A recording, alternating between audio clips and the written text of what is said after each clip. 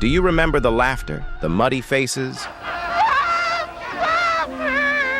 and the pure joy of the Little Rascals? For decades, these kids were America's closest friends. Many people now believe they were cursed for ever appearing in those films. One of them died alone on a bedroom floor with no one coming. One of them went into a hospital for a routine operation and never came out.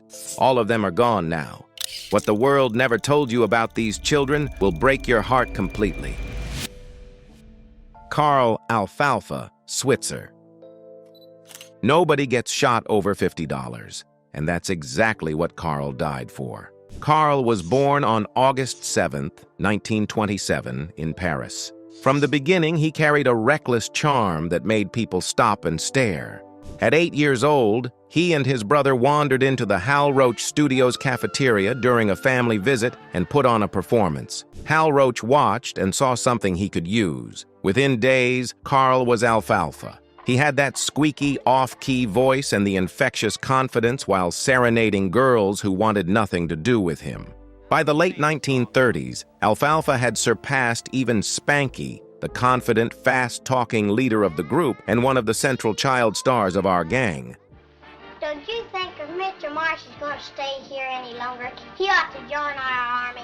But Hollywood was already preparing to discard Carl. As he aged out of the role, the parts stopped, the calls dried up, and the doors closed. The boy who had been everywhere became someone no one was looking for. Money thinned, pride went with it, and the future that once seemed automatic now had to be fought for, one small, uncertain job at a time. Carl scraped through odd jobs. He trained dogs and guided hunting trips for actors like Roy Rogers and James Stewart. In 1954, Carl married Diana Collingwood, an heiress to a grain fortune. They had a son, Justin Lance, and for a moment Carl had stability. But her family never accepted him, and the marriage ended in 1957. Carl left with almost nothing, and that was exactly when his real troubles began.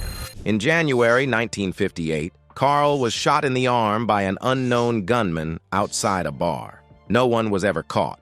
Months later, he was arrested in Sequoia National Forest for cutting down 15 pine trees to sell as Christmas trees. Poverty drove him to do that. And to make matters worse, he was drinking heavily. Every penny he made went into getting more bottles.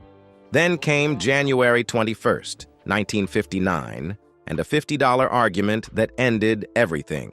Carl had borrowed a hunting dog, a treeing Walker coon hound from Moses Stilts, a man who dealt in hunting dogs and moved in the same rough working circles as Carl. The dog ran off chasing a bear. Carl paid $35 in cash and $15 in drinks to the man who found it, then went to Stilts' home to get his money back, believing Stilts should bear responsibility for the loss since it was his dog, and Carl had already gone out of pocket to recover it. The argument escalated fast. Carl struck Stilts with a glass-domed clock. Stilts went to his bedroom, came back with a .38 caliber revolver, and during the struggle, the gun discharged, striking Carl in the groin after first hitting his arm. The bullet tore through an artery. Carl was pronounced dead at 7 in the evening. He was just 31 years old. His last words were, "What did you shoot me for?"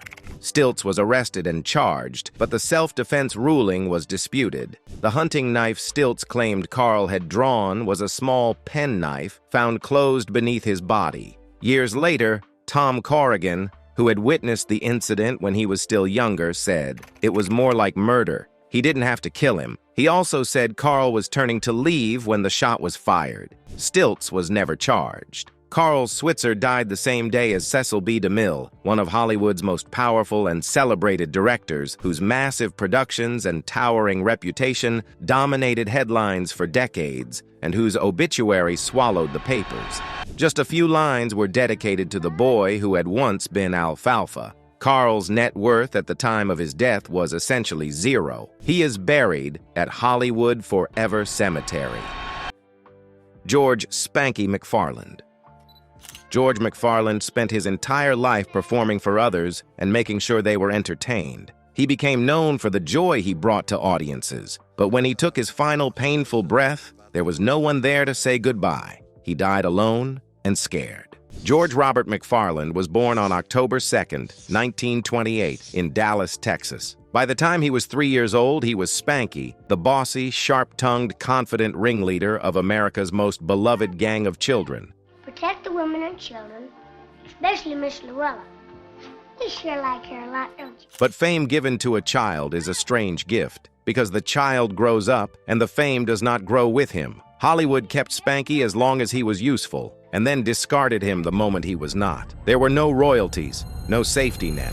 When the Our Gang catalog was sold to television, the children who built it from nothing received nothing in return. George watched television stations run his childhood on a loop for decades, cashing in on his face and his voice and his memory, while he saw not a single dollar from any of it. It hollowed him out completely. It destroyed something in him that never came back. After his first marriage collapsed, he spent years riding a Pepsi-Cola delivery truck through Tulsa, Oklahoma, stocking grocery shelves, largely invisible to the world that once worshipped him. The boy who led America's most famous gang was now hauling crates in the back of a truck. He rebuilt slowly, remarried, had 3 children, and carved out something that looked like stability, but the wound never closed. In his later years, George still appeared at nostalgia conventions and waved at crowds who loved Spanky. He never stopped showing up. He never stopped performing, even when it cost him everything just to walk through the door. On the morning of June 30th, 1993, George McFarland got up and started getting dressed. That was it. That was all he was doing. He never made it out of his bedroom. His heart simply stopped. No warning. No time to reach for anything or call for anyone. He dropped, and the house went completely silent around him. He was alone. No family rushed in. No one held his hand. No one was there to tell him it was going to be all right.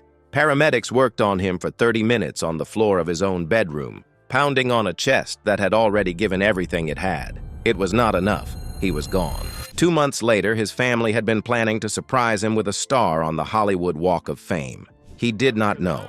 He never knew. The star was unveiled in February of 1994 on a sidewalk he would never stand on, in a city that had already moved on from him long before his heart did. George McFarland made people laugh their entire lives. He died on a bedroom floor with no one beside him, in a silence that swallowed him whole.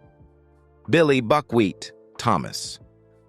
Before Billy Thomas ever spoke a single line, Hollywood had already decided what he was going to be. Not a boy, a girl, a caricature, a joke dressed in pigtails and an oversized hand-me-down sweater shuffled onto a set and told to perform. He was 3 years old. He had a speech impediment that made it hard to get words out cleanly. Hollywood heard that and laughed. Then they put it on film and charged admission. That garbled voice, that stumbling ote that became one of the most imitated sounds in American comedy. You be my master? Huh?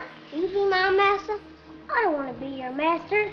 You wouldn't be any help to me. It was not a performance. It was a real child struggling to speak. They built Buckwheat out of his disability, sold it to the world as entertainment, and kept the money for themselves. Billy Thomas saw none of it. No royalties, no residuals. When the series ended and the studios moved on, he had nothing to show for 10 years of his childhood except a character the world thought was hilarious, and he could never fully escape. His mother worked as a janitor in a city school to keep them alive. That is what became of the family of one of the most recognizable faces in America. A woman on her knees cleaning floors while her son tried to figure out what his life was supposed to be now that the cameras had stopped rolling. He married. It ended. He moved into a small apartment alone near the University of Southern California and stayed there, quiet, invisible, working as a lab technician at Technicolor, processing other people's films, spending his days in the dark developing footage that was never his own. While he was still alive, a stranger traveled the country claiming to be him, collecting the recognition that belonged to Billy, sitting in interviews, answering questions about a childhood that was not his. Billy Thomas had to watch that happen and could do almost nothing to stop it. In 1980, at a Little Rascals reunion, the room gave him a standing ovation. He wept openly. It was the first time in decades that anyone had told him he mattered. 3 months later, he died alone in that apartment. He was 49 years old. The reunion was the last good thing that ever happened to him. Matthew Stymle Beard. On June 29th in the 1960s, Matthew was on his knees on a sidewalk going through a stranger's purse. His hands were shaking. Inside was $6 and a ring. That was it. That was what it had come to. The boy who had made all of America laugh, the kid Stan Laurel had personally crowned with a derby hat, was crouched on a street corner rifling through a woman's stolen bag for $6. He knew exactly who he was. He knew exactly what he was doing. He did it anyway, because heroin does not care who you used to be. Matthew Beard was born on New Year's Day, 1925, in Los Angeles, the oldest child in a family of 14. His father was a pastor. His mother held the household together with both hands. When Matthew was 5 years old, a director at Hal Roach Studios looked at him and hired him on the spot. No screen test, no audition, just one look. Out of 350 children who tried out, Matthew was the one.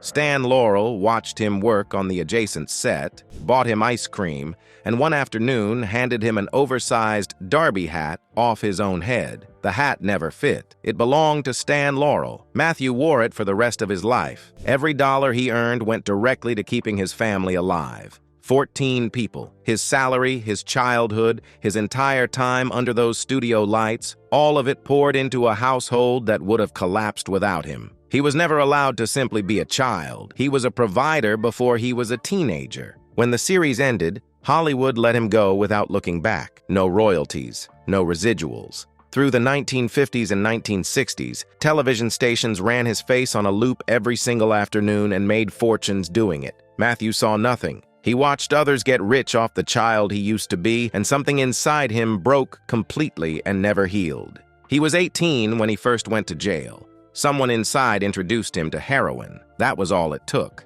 The next 2 decades swallowed him whole, in and out of county lockup, then a federal sentence, 20 years for sale and possession. He served 6 of them inside a federal prison. The most beloved child actor of his generation, locked in a cell, invisible to the world, still laughing at his old films. He fought his way back. 7 years inside a rehabilitation program, small TV roles, birthday parties for $75, school assemblies where he warned children about the exact road he had walked down. He still wore the derby. He never stopped wearing it. On January 3rd, 1981, 2 days after his 56th birthday, Matthew suffered a stroke alone in his motel room. He hit the floor and could not get up. He lay there paralyzed, staring at the ceiling, unable to call for anyone, unable to move. Every hour that passed was another hour with nothing but silence and the weight of everything he had survived pressing down on him. Nobody came for 2 days. When they finally found him, he was still alive. They took him to County USC Medical Center. 5 days later, he died of pneumonia. He was buried in Evergreen Cemetery in Los Angeles with the derby hat placed in the casket beside him. His grave had no name on it for 27 years. Darla Hood. She was 4 years old when a bandleader pulled her onto a stage at the Edison Hotel in Times Square on a whim. The crowd went wild. A Hal Roach agent was sitting in that room. By the time the applause stopped, her childhood was already gone. Darla spent 6 years as the only girl in the gang. Every day on that set while the cameras rolled, she was the sweetheart every boy adored. The moment they called cut, the boys grouped together and played baseball and football while she sat by herself and watched. She performed belonging for a living. She went home to none of it. When the series ended and she tried to build a life, she discovered something that gutted her completely. The world did not want the woman she had become. They wanted the 8-year-old. She said it herself. She would walk into a room to meet fans and watch their faces fall the moment they saw her. She had let them down simply by growing up. That was the crime. That was what she could never forgive herself for. She married at 17. The marriage lasted 8 years and then collapsed, leaving her with 2 children. She remarried her manager, had more children, and spent her final years caring for a husband confined to a wheelchair after his stroke. She kept singing in nightclubs. She kept showing up. She recorded her voice for a Little Rascals Christmas special in the final months of her life. She never heard it air. In June of 1979, she checked into Canoga Park Hospital for an appendectomy, routine. The kind of procedure people walk away from without a second thought. During the operation, someone gave her a contaminated blood transfusion. The hepatitis that entered her body that day stopped her heart before she ever made it to the reunion she had spent months organizing for her castmates. She was 47 years old. Billy Thomas heard the news and said she was an awfully nice person. He was dead 14 months later. George McFarland believed the grief of losing her is what killed him. Darla Hood broke hearts her whole life without ever meaning to. She kept doing it long after she was gone. Norman "Chubby" Cheney. Norman was 14 years old when he beat 2,000 other children for the role. 2,000. They picked him because of how he looked. They would throw him away for the same reason. Norman Myers Cheney was born on October 18, 1914 in Cambridge, Maryland. He ate normally. He exercised. He did everything right. His body simply would not cooperate. It kept growing heavier regardless of what he did, and Hollywood saw that weight and decided he was exactly what they needed. They named him Chubby, put him in front of a camera, and watched America fall in love with him. Then he kept gaining weight, and they stopped returning his calls. When Hal Roach declined to renew his contract in 1931, Norman went home to Baltimore and enrolled in public school like nothing had happened. Like 2 years in Hollywood was just a thing that occurred. He did well in his classes. He kept gaining weight. His body never stopped. His height froze at 4 feet 7 inches while the pounds kept piling on until he hit 300.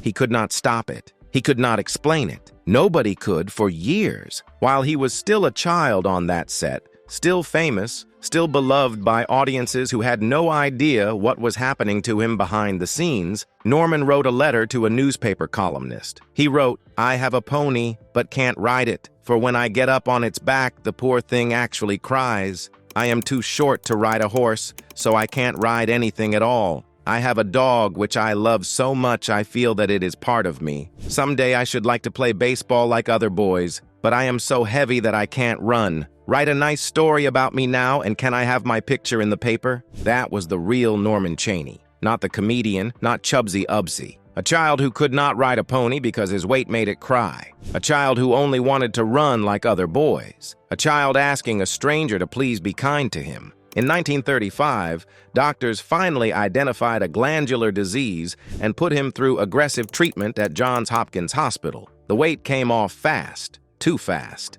His body collapsed under the shock of losing nearly 200 pounds in under a year. His heart could not take what the treatment put it through. On May 29, 1936, Norman Cheney died of myocarditis. He was 21 years old. He was the first of all the Little Rascals to die. The next morning, a newspaper ran his obituary. The headline read, "Our gang comedy fat boy is dead." That was it. That was all they gave him. His mother could not afford a headstone. She buried him in Baltimore Cemetery with no marker and no name on the ground above him. 4 years later, she died and was buried right beside him, also with no marker, also with no name. Mother and son, both in the ground, both invisible. They stayed that way for 76 years. It took a fundraising campaign by strangers who loved a television show to finally put their names in stone in 2012. Norman Cheney made people laugh from the time he was 14 until his body gave out at 21. He asked for so little, he got even less. Jackie Cooper. Jackie Cooper named his autobiography after the worst day of his childhood. That tells you everything you need to know about what the film industry did to Jackie before he was even old enough to understand it was wrong. Jackie Cooper was born on September 15, 1922, in Los Angeles, California, into a fractured family. His father left early, and Hollywood quickly recognized the emotional sensitivity that remained. At 7, he joined the Our Gang series, earning $50 a week. His ability to cry on command made him invaluable, but it also made him vulnerable to exploitation. The breaking point came during the filming of Skippy. The director, Norman Taurog, who was also Jackie's uncle by marriage, chose to manufacture real fear to extract a performance. Without warning, he ordered a gunshot to be fired backstage. Jackie, only 9 years old, believed his dog had been killed. He collapsed into uncontrollable grief as the cameras rolled. Taurog then told him that the dog might still be alive if he finished the scene.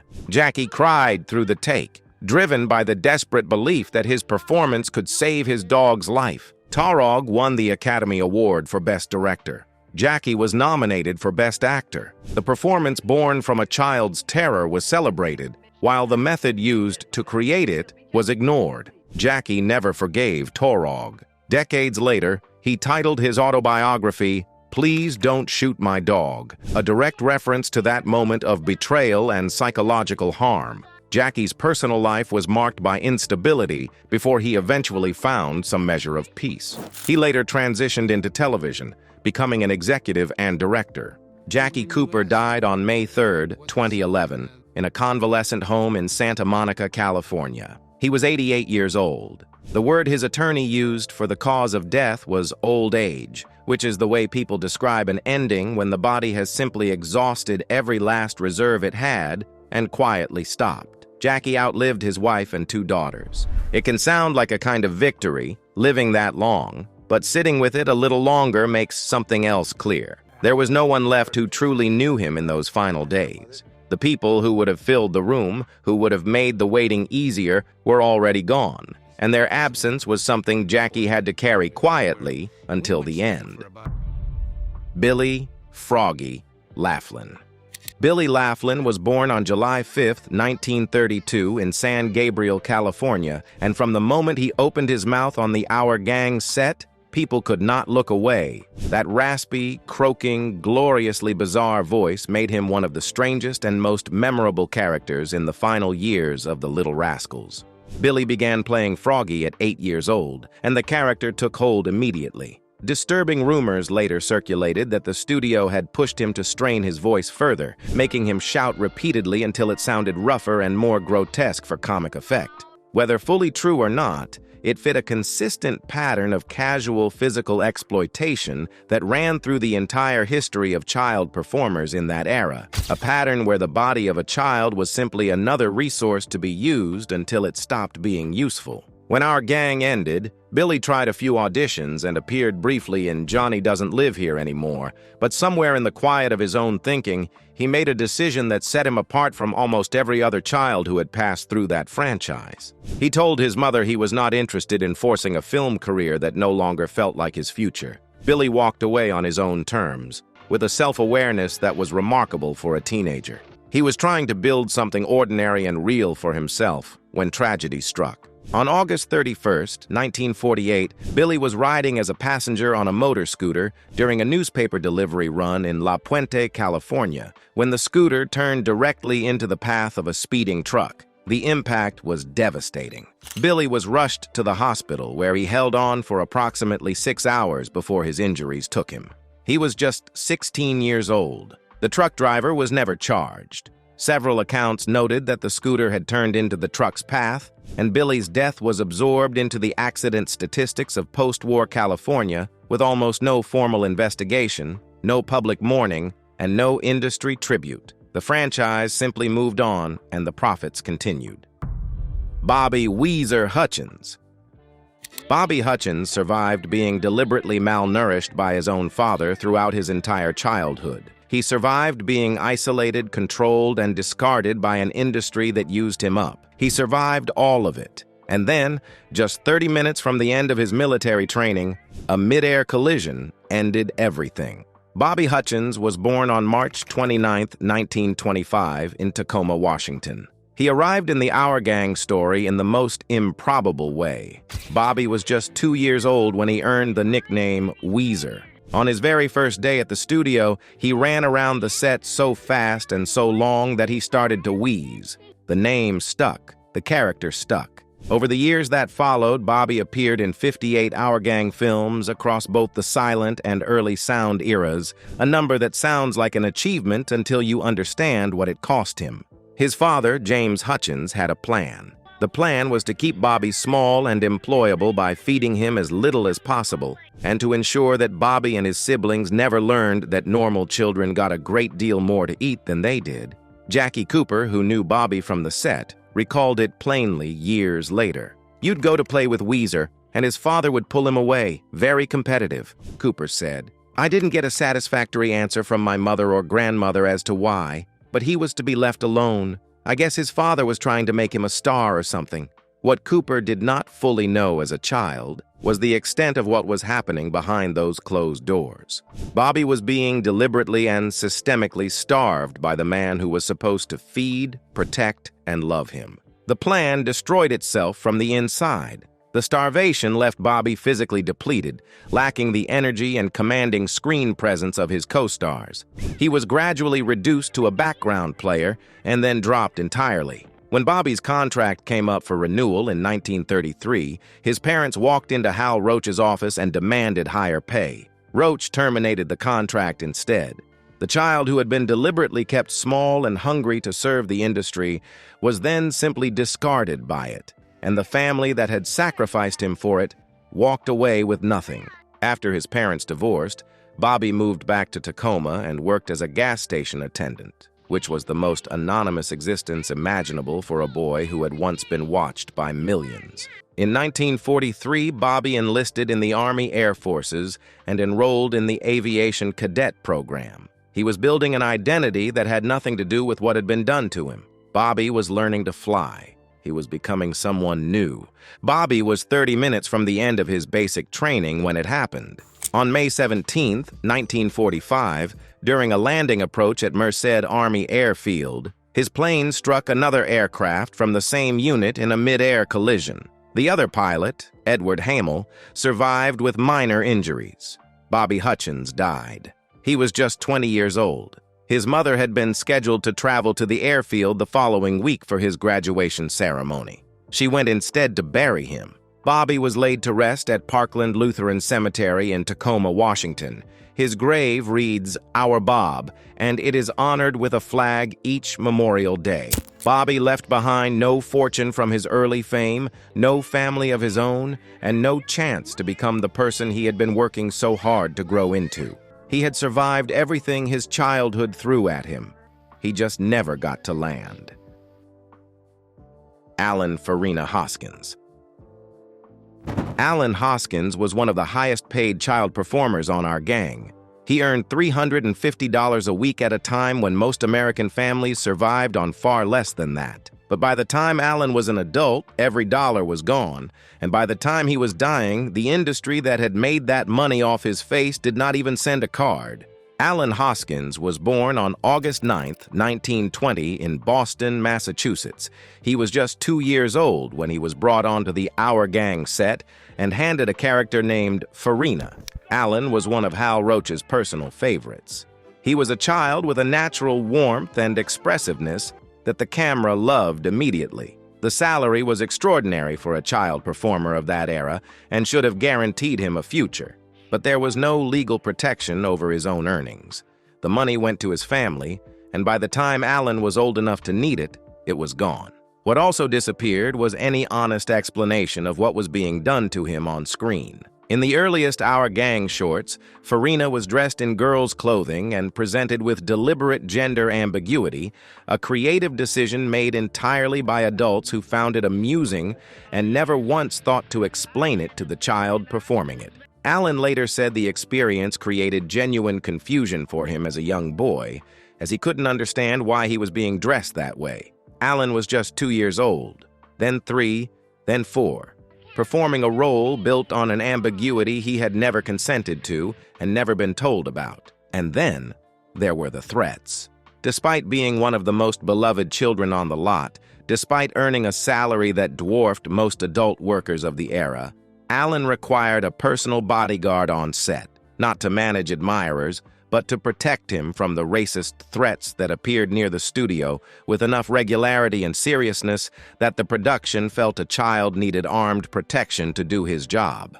He was a little boy going to work every day under the shadow of hatred, surrounded by adults who monetized his talent and managed the threats as a logistical problem rather than a moral emergency. After the Our Gang years ended, Allan served in the United States Army Air Corps during World War II.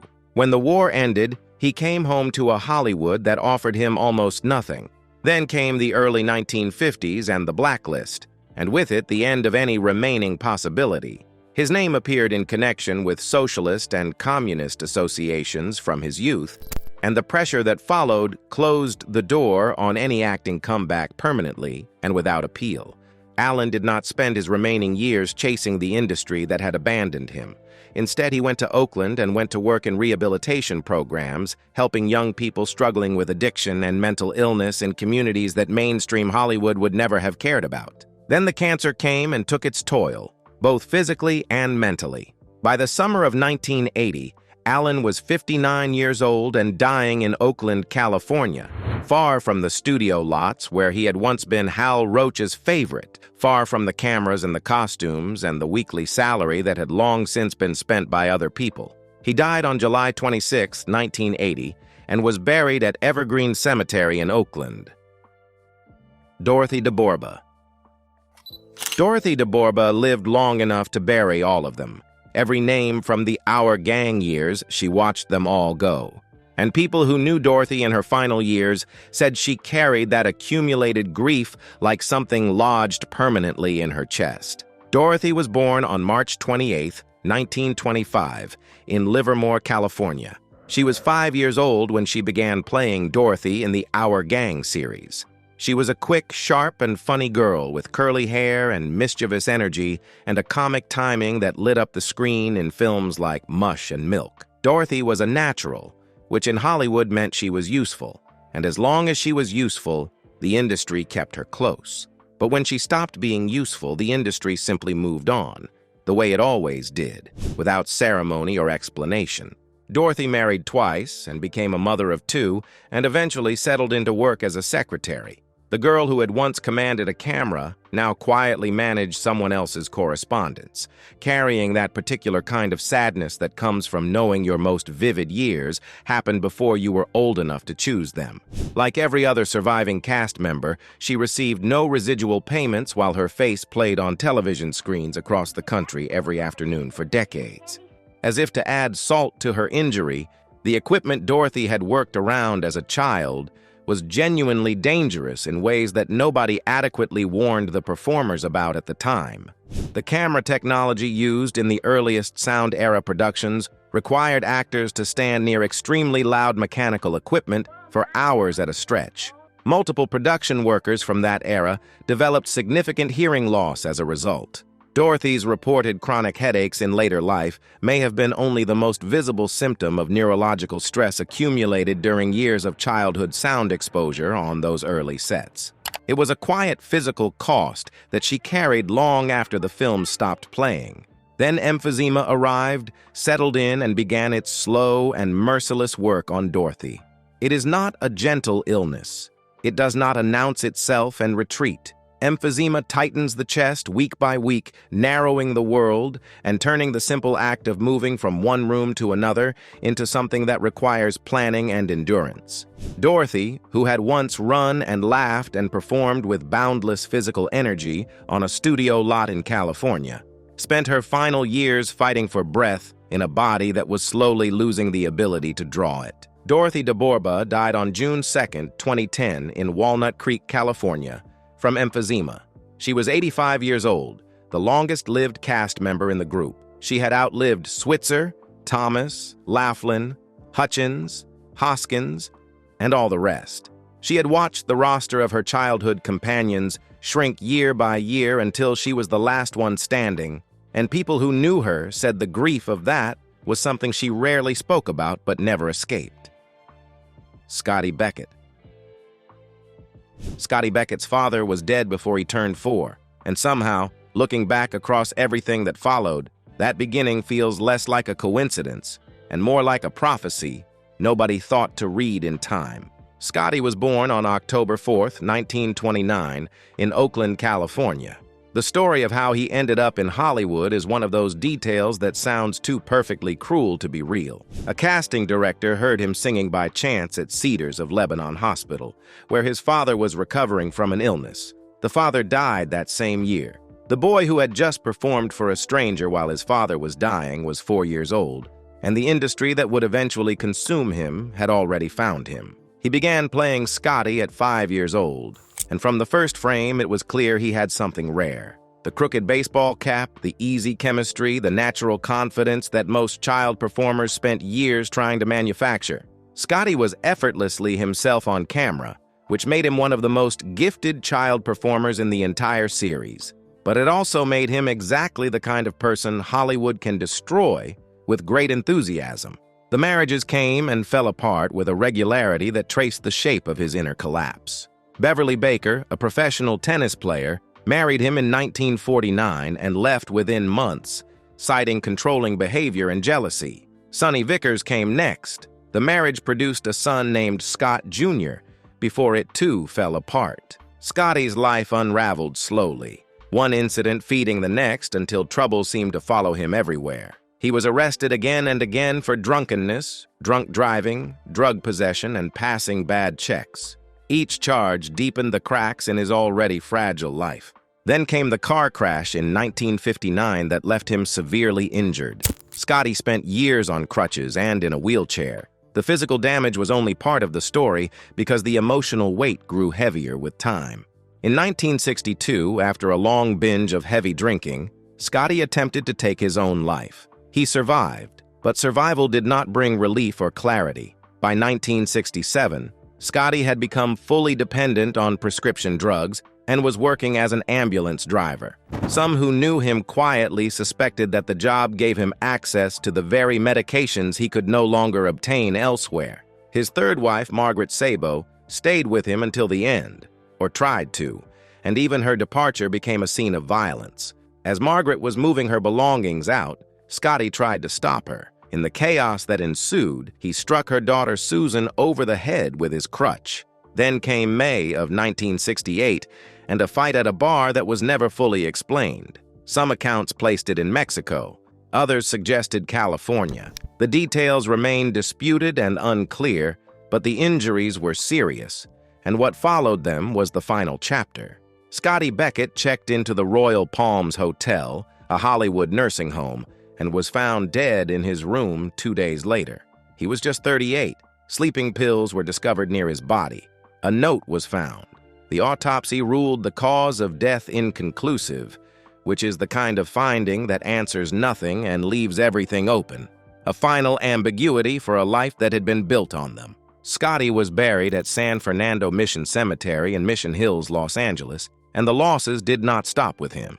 His mother died 1 week after what would have been Scotty's 39th birthday. His ex-wife, Sonny Vickers, died 1 month before her 40th birthday. His brother James died the following January. The deaths moved through the family like a slow and terrible current, one after another, as though the damage Scotty's life had accumulated refused to end with him.